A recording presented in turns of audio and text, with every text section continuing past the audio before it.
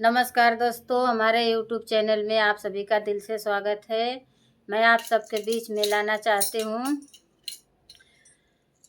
होली गीत। ये हमारी होली गीत पसंद आए तो लाइक सपोर्ट शेयर आप लोग ज़रूर करिएगा। कमेंट बॉक्स में ज़रूर बताइए होली गीत कैसन लगा और फुलवाच करके ज़रूर सुनिएगा। एक प्यारा सा कमेंट आप लोग करिएगा।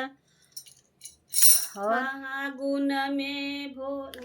रंगाई गईले फागुन में भोला रंगाई गईले फागुन में भोला रंगा गईले फागुन में भोला रंगाई गईले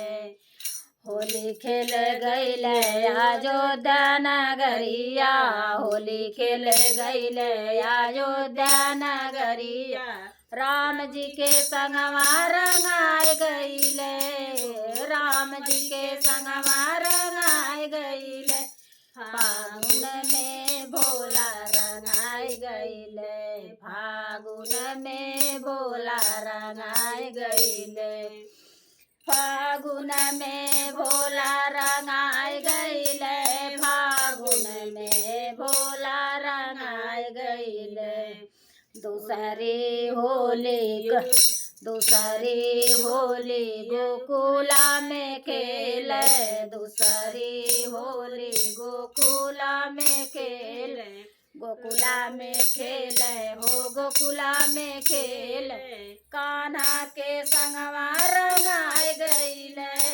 कान्हा के संगवा रंगाए गईले फागुन में भोला रंगाए गईले फागुन में भोला रंगाए गईले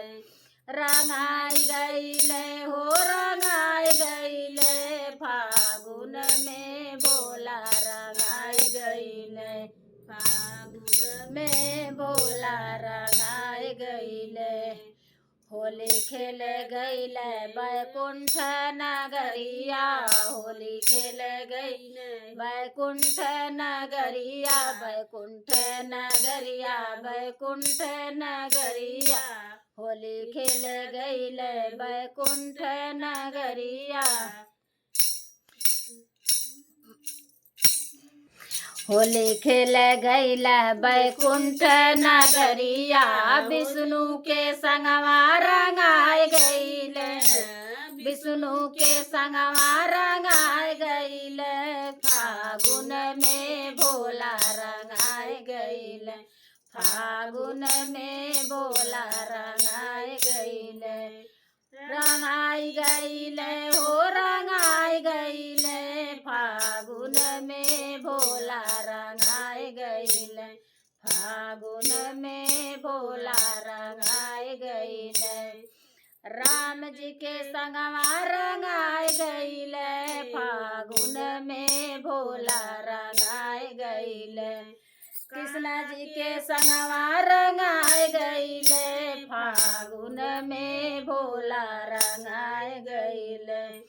विष्णु जी के संगवा रंगाए गईले फागुन में भोला रंगाए गईले।